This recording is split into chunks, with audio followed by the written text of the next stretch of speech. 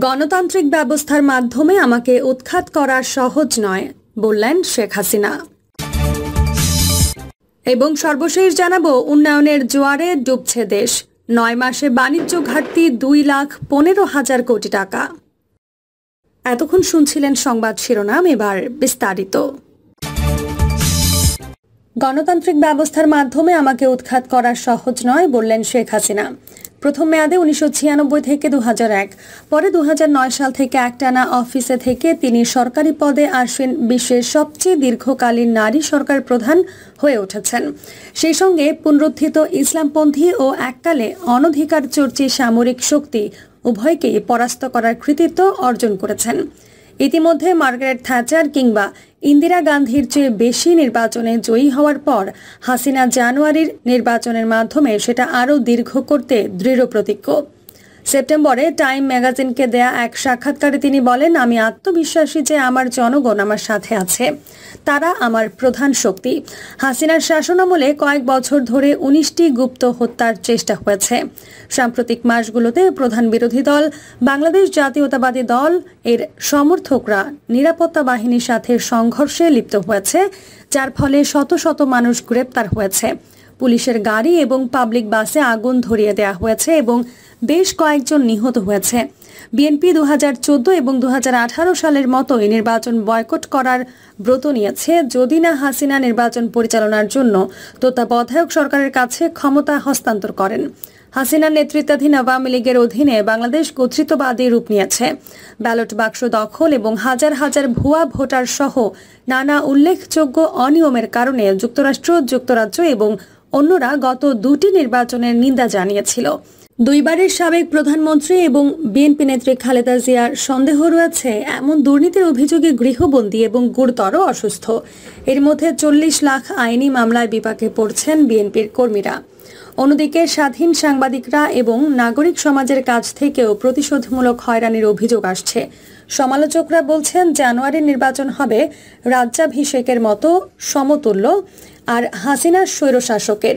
BNP মহাসচিব মির্জা ফখরুল ইসলাম আলমগীর বলেন, ক্ষমতাসীন দল পুরো রাষ্ট্রযন্ত্রকে নিয়ন্ত্রণ করছে, তা আইন প্রয়োগকারী সংস্থাই হোক কিংবা বিচার বিভাগ। আমরা কথা বললেই তারা নিপীড়ন করে। ভাঙচুর ও হত্যা সহ 93টি মামলায় অভিযুক্ত মির্জা ফখরুল 9 বার কারাবরণ করেছেন। বাংলাদেশের মূল্য আছে।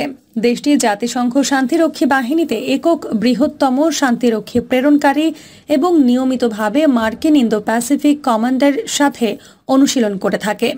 দেশটির প্রাণবন্ত অভিবাসীরা এশিয়া, ইউরোপ এবং আমেরিকা জুড়ে ব্যবসায়ী এবং শিল্প সম্প্রদায়ের গভীরে প্রথিত। বাংলাদেশের প্রত্যক্ষ বিদেশি বিনিয়োগ এর সবচেয়ে বড় উৎস যুক্তরাষ্ট্র। বাংলাদেশের রপ্তানির শীর্ষ গন্তব্য যুক্তরাষ্ট্র। ইউক্রেনে ভ্লাদিমির পুতিনের আগ্রাসনের নিন্দা করা উন্নয়নশীল বিশ্বের কতিপয় নেতাদের একজন হাসিনা, যিনি পশ্চিমাদের জন্য নিজেকে দরকারি হিসেবে তুলে ধরেছেন। প্রতিবেশী মিয়ানমার থেকে আসা প্রায় 10 লাখ রোহিঙ্গা শরণার্থীকে থাকতে দেওয়ার বিষয়টিও উল্লেখযোগ্য। কিন্তু স্বৈরতন্ত্রের দিকে বাংলাদেশের ঝুঁকে পড়া নিয়ে ওয়াশিংটন উদ্বিগ্ন। যুক্তরাষ্ট্রের আয়োজনে সর্বশেষ 2টি গণতন্ত্র সম্মেলনে হাসিনাকে আমন্ত্রণ জানানো হয়নি। গত মে মাসে যুক্তরাষ্ট্র জানায়, নির্বাচনকে ব্যাহত করলে যে কোনো বাংলাদেশের ওপর ভিসা বিধিনিষেধের আরোপ করা হয়। এর জবাবে হাসিনা সংসদে বলেছিলেন যে যুক্তরাষ্ট্র তাকে ক্ষমতাচ্যুত করে গণতন্ত্র বাদ দেওয়ার চেষ্টা করছে। তার এমন অভিযোগ সম্পর্কে জানতে চাইলে বাংলাদেশে নিযুক্ত মার্কিন রাষ্ট্রদূত পিটার ডি হাস জোর দিয়ে বলেন, ওয়াশিংটন কোনো পক্ষকে বেছে না নেয়ার ব্যাপারে সতর্ক। কিন্তু এটি এমন একটি সময় যখন যুক্তরাষ্ট্রের আনুষ্ঠানিক নীতি অনুযায়ী দেশটি প্রতিটি ক্ষেত্রে চীনের ক্রমবর্ধমান আঞ্চলিক পদচারণার সম্পূর্ণ বিরোধী করতে মরিয়া। উইলসন সেন্টারের সাউথ এশিয়া ইনস্টিটিউটের পরিচালক মাইকেল কুগেলম্যান বলেন, বিদেশে নিজের গণতন্ত্র প্রচার নীতির জন্য যুক্তরাষ্ট্র বাংলাদেশকে একটি টেস্ট কেসে পরিণত করেছে বলে মনে হচ্ছে। এই ক্ষেত্রে বড় ঝুঁকিটা হলো এই সকল চাপ হিতে বিপরীত হতে পারে এবং তার সরকারকে দ্বিগুণ নিচে নামতে এবং ক্ষমতায় থাকার জন্য সম্ভাব্য সবকিছু করতে প্ররোচিত করতে পারে। হাসিনার টানা 4র্থ মেয়াদ বাংলাদেশের জন্য কি ভাগ্য বয়ে আনবে, এটা 2 ভাগে বিভক্ত করা প্রশ্ন। বেশিরভাগ আমেরিকানরা বাংলাদেশকে কেবলই তাদের প্যান্ট শার্ট সেলাই করার লেবেল দেখে চিনলেও এটা এমন এক দেশ যেখানে মধ্যপ্রাচ্যের যে কোনো দেশের চেয়ে বেশি মুসলিম জনসংখ্যার সাথে 10% হিন্দু, বৌদ্ধ, খ্রিস্টান এবং অন্যান্য ধর্মাবলম্বী সহ উল্লেখযোগ্য সংখ্যক সংখ্যালঘুর আবাস। সাংবিধানিকভাবে ধর্মনিরপেক্ষ হলেও 1988 সালে জনৈক সামরিক স্বৈরশাসক ইসলামকে রাষ্ট্রধর্ম বানান, যার ফলে উগ্র মৌলবাদীদের উর্বর ভূমিতে পরিণত হওয়ার সুযোগ তৈরি হয়। হাসিনার অর্থনৈতিক অর্জনগুলো চিত্তাকর্ষক। নিজ দেশের মানুষকে খাওয়াতে যেখানে সংগ্রাম করতে হতো সেখানে এখন খাদ্য রপ্তানি করা হয়। 2006 সালে যেখানে জিডিপি ছিল $71 বিলিয়ন, সেখানে 2022 সালে তা বেড়ে হয়েছে $460 বিলিয়ন। ভারতের পর দক্ষিণ এশিয়ার দ্বিতীয় বৃহত্তম অর্থনীতি এখন বাংলাদেশ। সামাজিক সূচকগুলোতেও উন্নতি হয়েছে। বর্তমানে দেশের শতকরা 98% মেয়ে প্রাথমিক শিক্ষা গ্রহণ করেছে। বাংলাদেশ হাইটেক ম্যানুফ্যাকচারিংয়ে এগিয়ে যাচ্ছে। স্যামসাং এর মতো আন্তর্জাতিক প্রতিষ্ঠানগুলো চীন থেকে সাপ্লাই চেইন সরাতে পারছে। ঢাকায় আওয়ামী লীগের একজন সংসদ সদস্য অধ্যাপক মোহাম্মদ আলী আরাফাত তিনি বলছিলেন, গণতন্ত্র, মানবাধিকার, বাক স্বাধীনতার ক্ষেত্রে অবশ্যই আমাদের উন্নতি করতে হবে, তবে অনেক পথ পেরিয়ে এসেছি। বাংলাদেশ এখন জলবায়ু সংকটেরও ফ্রন্ট লাইনে।